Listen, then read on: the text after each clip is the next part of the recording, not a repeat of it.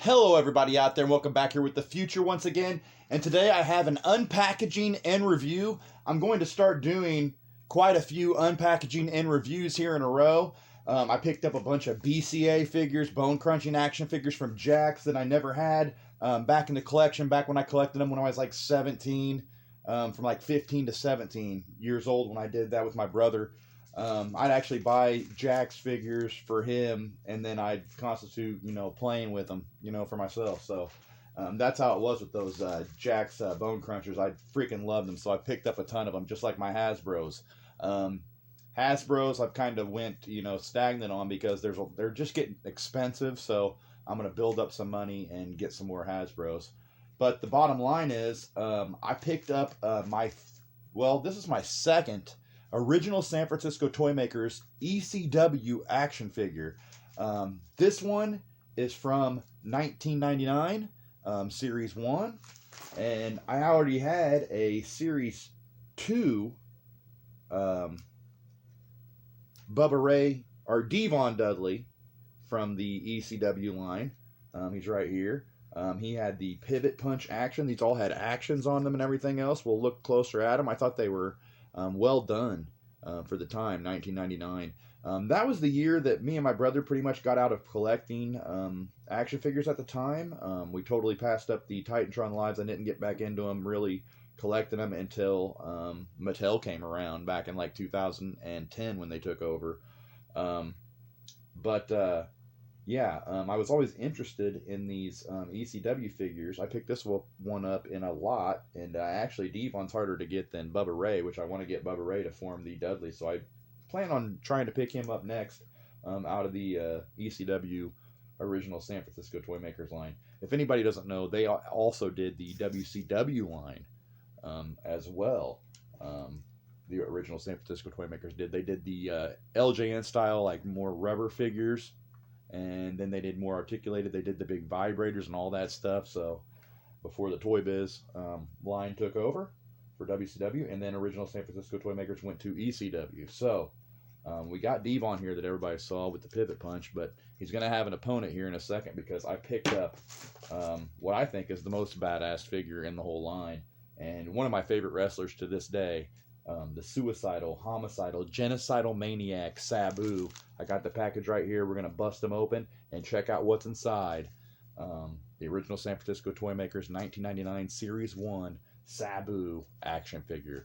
Let's check out this unpackaging and review. Let's do it. All right, everybody. So here we are back with the unpackaging, and I'm actually going to set the camera over to the side and unpackage this. Here is the loose original San Francisco Toy Makers Series 2 1999 ECW Devon Dudley. Like I said, I really want the Bubba Ray, and he has the pivot punch there, as you can see on the back, so he can actually spin all the way around. Pretty good likeness there of Devon Dudley, before the real scan technology and whatnot. One of the greatest tag teams of all time, in my opinion, personal opinion, is the Dudley Boys. Held titles in the ECW, WWF, TNA, wherever they've went, they've held the tag titles. Just a legendary tag team, him and Bubba Ray. And like I said, I want to get the Bubba Ray, but that's the only one I had in my collection. And the one we were going to focus on is the one I'm going to bust open right now. So let me put the camera here to the side, and hopefully, you can see some of this going on. But this is just an unpackaging. He threw in I just got it in the straight mail, basically, when I came home. And it's going to take me I'm going to have to throw out my knife, and I did get a brand new knife. I don't know how well everybody can see that, but I think it's a pretty sweet knife. So I did get a new knife to open this stuff up with. And I'm sitting there trying to struggle around at the beginning here, opening it with my hands. So that was a lot easier. Alright, so here we have it, and oh, sweet, man. You don't know how long that I've wanted this guy. And, I didn't think he'd be in, like, perfect condition. I actually got the guy for, like, about $3. Looks like he could use a little bit of A little bit of a fig bath, see if we can get some of these scuffs off him or whatnot. But man, he looks great. And this is the Series 1 Sabu. And I got to get a feel for him here real quick. And like I said, some of the paint, you'll see, not great even in the hair. But Sabu, always one of my favorite wrestlers. Never had an action figure of Sabu. And, you know, for like $2.95, I think I won this on an auction. You know, that's including shipping. And so let's pick up the camera here. And you can see here that he does have, you know, some marks. You know, some marks here on the legs, on the pants. The pants actually had that, you know, wash effect already in the paint. I think to give it that, you know, he always had that shiny effect to his pants. And, you know, he wore the green pants when he had the barbed wire, the famous barbed wire match with Terry Funk, too. So I think that the color of these tights are really sweet, and I'd like to have a Terry Funk figure to go along with it. I don't think they ever made a Terry Funk ECW figure. I think he was gone by then to the WWF, so it'd be cool to get an actual Terry Funk figure. One thing I love about this guy, and everybody knows that he is the nephew of the original Sheik, known for all his hardcore, high-flying annex, barbed wire matches and whatnot over in Japan and in the United States and ECW. He had some hardcore matches that were barbed wire too, like I said, with the Terry Funk. But he had a ton of them in Japan. And you can see here all the scarring on his body they actually put. Because if anybody knows, Sabu is actually all scarred up.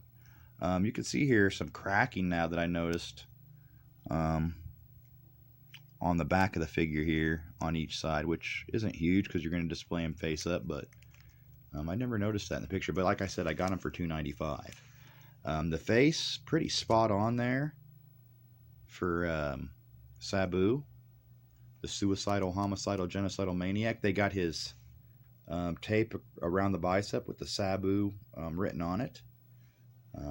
Tapes on the fingers and on the wrists.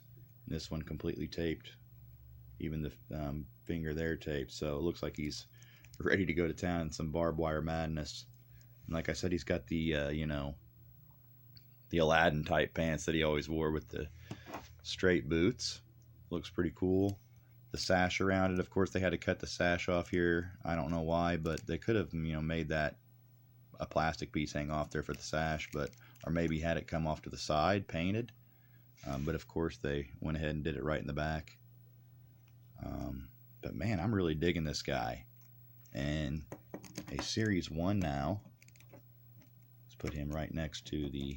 I'm glad to have at least another ECW figure here. Out of the original San Francisco Toy Makers series. And there we have Sabu next to Devon. So the height looks like Sabu, even though I don't know if I have him standing completely up, is a little bit shorter than Devon there. This Devon's just in a great figure, I think. Sabu, pretty damn good, too. This was the first Sabu figure, too. And he was just, you know, wildly popular at the time of 1999. And like I said, we got out of collecting the, you know, figures because the Titantron Live came out, and I remember seeing these in stores, and we just didn't really want to get started on a whole nother collection or just buy a few of the guys, you know, so we were getting out of them anyway, so we never did pick any of these up. So I'm going to start well, I've already started here, a loose collection of the original San Francisco Toy Makers ECW figures. You know, not too much more to say about this action figure other than he does have the pivot punch. So let's, you know, test that out real quick on Devon here. Get his arm out here. It's kind of hard to do. Let's see here if he can knock him out. Oh, there we go. So that works pretty good. You know, it's just a pivot on the waist. So they both had the same move, these guys, the pivot punch. I think a lot of them had the good old pivot punch there. But man, these were well articulated and stuff for the time, because the Bone Crunchers, like I said, they didn't have the joints and stuff. But right around this time, the Titantrons launched with articulation and whatnot. So, but original San Francisco Toy Makers were the first with the articulation. You know, he has articulation here at the leg. Not huge, but at least, you know, there is articulation there. Kind of hindered. Not very far. But then you got the arm at the shoulder, right there, at the elbow, and no wrist articulation. Of course, it's got the articulation at the waist, and no head movement. The heads are pretty much stuck in place. There was actually the actual photo of the Series 1 Sabu had a different head sculpt. That had a pulled back ponytail. They gave him more wild hair, which I'm glad they did, because Sabu, when he wrestled, he always had that more wild hair going on, not a pulled back ponytail, or at least, you know, he might wear that look every now and then, but maybe backstage or whatnot, or coming out. But by the end, he'd have his hair, you know, completely wild looking. So must have been a running change they did before it launched. Also, there was a few different colors of him launched too, tights wise. He wore all different color tights. Like I said, he destroyed these original tights against Terry Funk in that barbed wire match. But he also has, I think, an orange and a silver version that was released in a ring. The orange one was released in a later series. You know, he did go on to make a little run in WWE later on as an ECW original when they relaunched ECW. So you may remember him from there, some younger fans. But man, I'll always remember, you know, man, I remember when he jumped off the Raw sign too, when ECW invaded WWF Raw in 1997. That was great. But yeah, the nephew of the original Sheik, he actually had the original Sheik with him as a manager for a short period of time in WCW. He appeared, I think he was on the first Nitro. No, they had a vignette play of him on the first Nitro, but he was there, I think, shortly after. I think he was scheduled to be on the first Nitro, if I'm not mistaken. He also appeared on some Raws too, but ended up staying, you know, mostly loyal to ECW until it folded. But yeah, it's the suicidal, homicidal, genocidal maniac Sabu, 1999 original San Francisco Toymakers action figure, Series 1. And yeah, now we're going to move along to some more unboxing and reviews. I'm going to start unboxing and review the finish of a set of Jack's Bone Crunchers from '99 that I never did collect back when me and my brother were collecting them, that we never did have. I've got a few of them, but I completed a set, so we'll go through and do that. So a lot of cool stuff coming up, a lot of wrestling figures coming up for all the wrestling fans, and I'm just on a huge wrestling collecting kick. I mean, I get into different stuff, and vintage wrestling action figures right now are huge for me. So whatever I'm into, I like to do videos of. But yeah, guys, I appreciate everybody who subscribed, dropped any comments, left any feedback lately. I really appreciate all the support here on the channel, guys. Make sure you do all that I just mentioned if this is your first time viewing, if you have not already. And yeah, guys, make sure you hit that notification bell too to be notified for all my upcoming videos. I hope to get more rolling out here very, very soon. I'm ready to unpackage and unbox all these figures. I have like 8 more stacked up, but glad to finally get around to getting this Sabu opened. And yeah, guys, till next time, like I said, thanks for checking this out. And as always, guys, keep collecting and peace out. Oh yeah, stay extreme.